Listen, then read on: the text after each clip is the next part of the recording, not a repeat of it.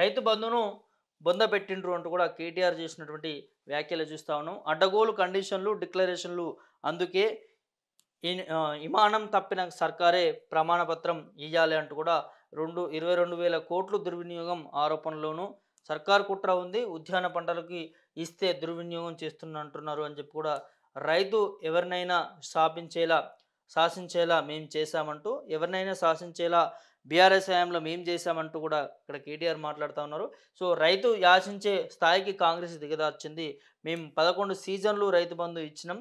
ఏడాదిలో రైతుకు కాంగ్రెస్ ఒక్క పైసా ఇయ్యలే అంటూ రైతులకి రేవంత్ సర్కార్ బాకీ 26,500 అంటూ కాంగ్రెస్ ఎగవేతపై గ్రామ గ్రామాన పోస్టర్లు వేస్తాం. కేబినెట్ భేటీలో రైతు భరోసాపై సరైన నిర్ణయం తీసుకోవాలంటూ తెలంగాణ భవన్లో మీడియాతో కేటీఆర్ అంటూ కూడా వారు మాట్లాడినటువంటి అంశాన్ని చూస్తూ ఉన్నాం. ఇలా క్లియర్ కట్గా అడ్డగోలు కండిషన్లు, డిక్లరేషన్లు అందుకే అంటూ కూడా ప్రతిపక్షాలు మాట్లాడుతూ ఉన్నాయి. నిజంగా రాష్ట్ర ప్రభుత్వానికి రైతు భరోసా ఇచ్చే యోచనలో ఉంటే క్లియర్ కట్గా ఎలాంటి షరతులు లేకుండా ఇవ్వాలి. ఎందుకంటే రైతులు వాళ్ళు మన దేశానికి అన్నం పెట్టే రైతన్నకి ఎంత పెట్టినా ఎంత చేసినా కూడా తక్కువే అని మాట్లాడుతూ ఉంటాం. అలాంటి రైతన్నకి మన రుణమాఫీ విషయంలో అన్యాయం చేసిరు. కొంతమందికే చేసి మేము చేసేసినామని గొప్పగా చెప్పుకున్నారు. ఇలా రైతు భరోసా విషయంలో కూడా ఈ షరతులు, ఈ కండిషన్లు, ఈ డిక్లరేషన్లు క్లియర్ కట్గా రైతుకు అన్యాయం చేసే దిశగానే నడుస్తూ ఉంది అని క్లియర్గా ప్రతిపక్షాలు మాట్లాడుతూ ఉన్నాయి. దాంతోపాటు ఈ రైతు భరోసా విషయంలో ఎన్నికల మేనిఫెస్టోలో ఎందుకు చెప్పలేదు? ఎన్నికల మేనిఫెస్టోలో మేము రైతు భరోసా సెల్ఫ్ డిక్లరేషన్ ఇస్తాము. ఎవరైతే పండించుకుంటారో వాళ్ళు దరఖాస్తు పెట్టుకోవాలి. ప్రతి పంటకు దరఖాస్తు పెట్టుకుంటేనే మేము రైతు భరోసా ఇస్తాము. విధి విధానాలు ఇవి అంటూ ఆనాడు ఎన్నికల మేనిఫెస్టోలో ఎందుకు చెప్పలేదు? ఇది ఒక పెద్ద క్వశ్చన్.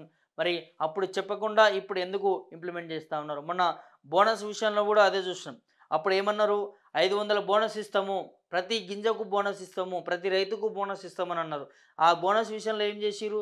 కేవలం సన్న వడ్లకే పరిమితం చేసిరు. అందులో కొంతమందికి రైతు బోనస్కి సంబంధించి ఆ పథకం వర్తింపజేయడము క్లియర్గా ప్రభుత్వ వైఫల్యం కనిపించింది. ఇక్కడ రైతు భరోసా విషయంలో కూడా వాళ్ళ సెల్ఫ్ డిక్లరేషన్ ఇవ్వాలి. ఎంత దానికి సంబంధించి ఎంత పండిస్తూ ఉన్నారు, ఎంత భూమి ఉంది, ఎంత కథ ఉంది అనేది క్లియర్గా దరఖాస్తు చేసుకుంటేనే ఆ రైతు భరోసా అనేది వస్తుంది. లేని తప్పు సమాచారం ఇస్తే జమ చేసినటువంటి పైసలు కూడా మేము రిటర్న్ చేసుకుంటామని చెప్పి ఇవాళ వాగ్దానాలు కాంగ్రెస్ యోచనలో ఉంది, కాంగ్రెస్ ఆలోచిస్తుందని చెప్పి క్లియర్ కట్గా కొన్ని కథనాలు అయితే వినిపిస్తూ ఉన్నాయి. ఇది నిజంగా రైతుని దగా చేసేటటువంటి నిర్ణయాలే. నిజంగా రైతును బాగు చేయాలనుకుంటే రైతు భరోసా ఇచ్చే చిత్తశుద్ధి ప్రభుత్వానికి ఉంటే వాళ్ళకి ఎలాంటి షరతులు లేకుండా ఇవ్వండి. వాళ్ళని ఎందుకు ఇబ్బంది పెడతా ఉన్నారు? ఇవాళ రాష్ట్రంలో వ్యవసాయ రంగం పెరుగుతూ ఉంది. వ్యవసాయ రంగం పెరిగి ఇవాళ పంటలు పెరుగుతూ ఉన్నాయి, ఉత్పత్తి ఎక్కువైతూ ఉందని అంటే క్లియర్ కట్గా రైతు బంధు ద్వారా రైతులకు మేలు జరిగి ఆ మేలు జరగడం వల్ల సాగు చేయని భూములను కూడా సాగు చేసుకొని రైతు బంధు వస్తూ ఉందని చెప్పుడు ఏదైతే పెట్టుబడికి సాయం కింద ఇచ్చినటువంటి రైతు బంధు వల్ల ఇవాళ వ్యవసాయ రంగం ఎంత ముందుకు పోతా ఉందో మనం చూస్తూ ఉన్నాం. సో దాన్ని ఇవాళ కాంగ్రెస్ సర్కార్ వచ్చిన తర్వాత గతంలో కేసీఆర్ అన్నట్టుగానే కాంగ్రెస్ వస్తే రైతులకు రామ్ రామ్, రైతు బంధుకి రామ్ రామ్ చేస్తుంది అన్నట్టుగానే సో అదే విధంగా అదే లైన్లో ఈ ప్రభుత్వము కాంగ్రెస్ ప్రభుత్వం రేవంత్ రెడ్డి నిర్ణయాలు తీసుకుంటున్నటువంటి పరిస్థితి చూస్తా ఉన్నాం. సో రైతు బంధు విషయంలో రాష్ట్ర సర్కార్ తీసుకోవాల్సినటువంటి విషయాలు రైతు భరోసా విషయంలో మీరు చెప్పారు కాబట్టి రైతు భరోసా 15,000 ఇస్తామన్నారు. సో ఇచ్చి తీరాల్సిందే. ఈ కుర్రీలు, ఈ కండిషన్లు, ఈ షరతులు రైతుల మీద వర్తింపజేయకండి. సరే చెట్లకు పుట్లకు కాకుండా మీరు అన్నట్టు చెట్లకు పుట్లకు ఇచ్చిరని మాట్లాడుతూ ఉన్నారు కదా. సో మీరు సాగు చేసే భూములకి ఇవ్వండి. ఏదో సాటిలైట్ నుంచి మార్క్ చేసుకుంటాము, లేకపోతే ఇంకోటి ఇస్తాము. నిజంగా ప్రభుత్వానికి ఇచ్చేది ఉంటే సాగు చేసే భూములకి ఇస్తా అన్నారు కదా, సాగు చేసే భూములకి ఇవ్వండి. కానీ ఇన్నిసార్లు దరఖాస్తు పెట్టుకోవడం ఎందుకు? ఇన్నిసార్లు వాళ్ళు మీ సేవల చుట్టూ, నెట్ సెంటర్ల చుట్టూ తిరిగితే వాళ్ళు వ్యవసాయ పనులు ఎట్లా చేసుకుంటారు? వాళ్ళ పరిస్థితి ఏంది? అనేక దఫలుగా చాలామంది రైతులలో చదువు రాని వాళ్ళు కూడా ఉంటారు. వాళ్ళు ఎట్లా అప్లికేషన్ చేసుకుంటారండి? మీ సేవా సెంటర్లకు కావచ్చు, అక్కడికి వెళ్ళి వాళ్ళు ఎట్లా అప్లికేషన్ చేసుకుంటారు? వాళ్ళు దరఖాస్తు నింపడమే రాదు. వాళ్ళు ఇప్పుడు ఈ వానాకాల పంటకు పెట్టుకుంటే మళ్ళీ యాసింగ్ పంటకు 2 పంటలకు పెట్టుకోవాల్సిన అవసరం ఏమున్నది? చిట్టా మొత్తం ప్రభుత్వం దగ్గరనే ఉంటుంది కదా. ఇవాళ మీరు భూమాత అంటున్నారు కదా, దాంట్లో రికార్డ్ చేయండి.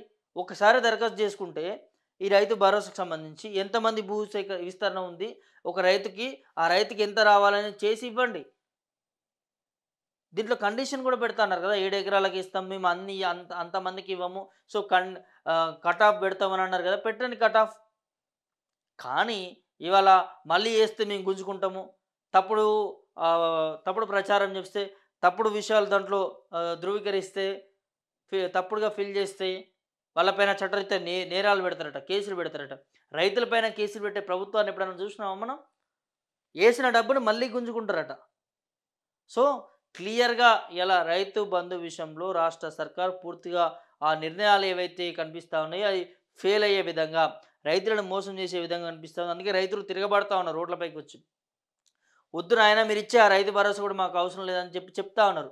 మళ్ళీ రైతులు అప్పులు చేసుకునే పరిస్థితికి వస్తూ ఉన్నది. మళ్ళా విత్తనాల కోసం ఎదురు చూసి విత్తనాల కోసం అప్పులు చేయాల్సిన పరిస్థితి, పెట్టుబడి కోసం అప్పులు తీసుకొచ్చి చేయాల్సిన పరిస్థితి. ఎంత మంచి పథకాన్ని ఇలా రైతు బంధుని ఈ రాష్ట్ర సర్కార్ ఏ విధంగా మరి రైతులకు అందకుండా దాన్ని నిర్వీర్యం చేస్తూ ఉందో, నిర్లక్ష్యం చేస్తూ ఉందో క్లియర్‌గా కనిపిస్తూ ఉంది. ఇంకా పడని పరిస్థితి. ఎయిరా నాయనా అని అంటే ఇగో ఇగిస్తాం, అగిస్తాం, ఇగొచ్చు, అగొచ్చు అని చెప్పి పూర్తిగా రైతులకు అందకుండా చేస్తూ ఉన్నారు. రైతు బంధు విషయంలో అప్పటి నుంచి ఇప్పటివరకు ఏదో ఒక మాట చెప్పుకుంటూ సంవత్సరం కాలయాపన చేసేసిర్రు. ఆ కాలయాపన చేసేసిర్రు. ఇప్పుడు ఇవ్వకపోతే రైతుల్లో పూర్తిగా విమర్శలు వస్తూ ఉన్నాయి, వ్యతిరేకత వస్తూ ఉందని చెప్పి ఏదో కొంతమందికి ఇచ్చేద్దాం, రుణమాఫీ లెక్కన చేసేద్దాం అని చెప్పి ఇలా అన్ని కండిషన్స్ పెడతా ఉన్నారు. సో దానివల్ల ఏదో కొంతమందికి ఇచ్చేస్తే అయిపోతుంది, సో మేము ఇచ్చేసినామని చెప్పి గొప్ప చెప్పుకోవడం. సో ఇదే కనిపిస్తూ ఉంది క్లియర్‌గా.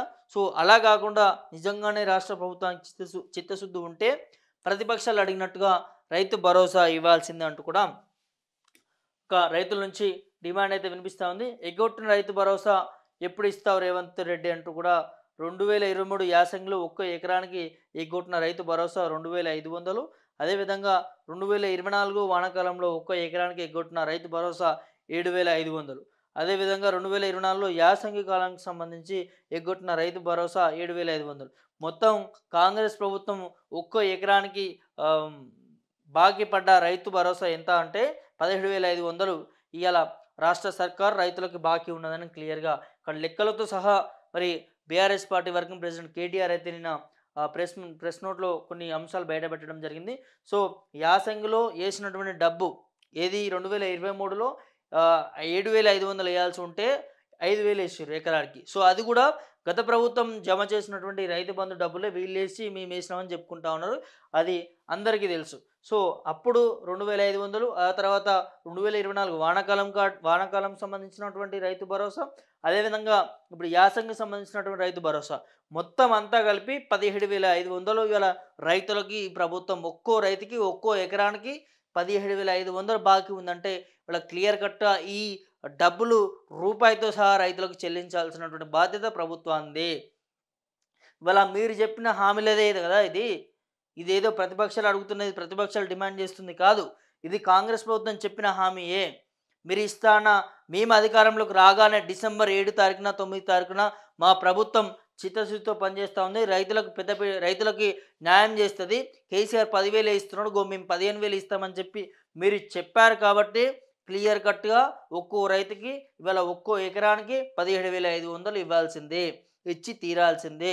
ఇచ్చేదాకా ప్రతిపక్షాలు కూడా ఊరుకోమంటూ కూడా వాళ్ళు కార్యాచరణ కూడా మరి పెట్టుకుంటున్న పరిస్థితి చూస్తూ ఉన్నాము. నిజంగా రైతులకు న్యాయం చేయాలంటే ఈ పైసలు ఫస్ట్ వేయండి.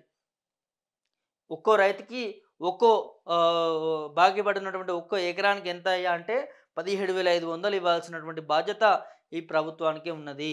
మరి ఇస్తారా, ఇలా కండిషన్లు పెడతారా ఏందనేది క్లియర్గా మరి మనకు కనిపిస్తూ ఉంది. నిజంగా మీరు ఎన్ని కండిషన్లు పెట్టినా ఎన్ని చేసినా కూడా ఏదైతే గతంలో చెల్లించాల్సినటువంటి బాధ్యత మీరు ఏదైతే ఇవ్వలేదో ఖచ్చితంగా ఇవ్వాల్సిందే. ఇప్పుడు దరఖాస్తు పెట్టుకుంటారు రైతులు, మీరు చెప్పినట్టుగా అన్నీ చేస్తారు. కానీ గతం నుంచి మీరు వేయాల్సినటువంటి భరోసా ఖచ్చితంగా పూర్తి స్థాయిలో వేయాలంటూ కూడా రైతుల నుంచి కూడా ప్రధానమైనటువంటి డిమాండు వినిపిస్తూ ఉంది.